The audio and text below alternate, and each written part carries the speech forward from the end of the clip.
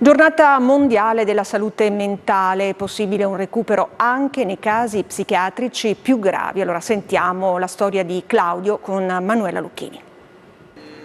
Claudio, poco più di 40 anni, perito agrario, oggi aiuta a gestire questo orto del centro diurno della ASL Roma 2.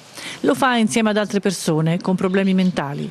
Qui lui, che a 20 anni si era chiuso in se stesso, che aveva paura del mondo e degli altri, a poco è tornato a vivere. Non facevo più niente, tutto quello che avevo intorno mi sembrava una cosa inutile e quindi mi chiudevo. Ma aveva proprio paura di vivere? In un certo senso sì, e quindi mi chiudevo a riccio, non volevo contatti con nessuno e questo mi provocava sofferenza. Qui al centro Claudio ha trovato medici, psicologi, operatori sociali.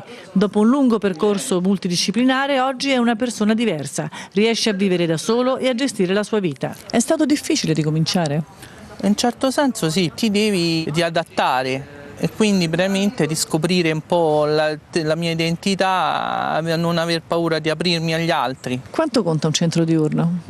Il centro diurno non deve essere un approdo finale, ma la riabilitazione deve partire dalla storia di ciascuno, con l'obiettivo del reinserimento sociale e di dare dignità a ciascuna persona. Ed è proprio questo che il centro è stato per Claudio. Il mondo oggi non ne fa più paura? No, il mondo non mi fa più paura.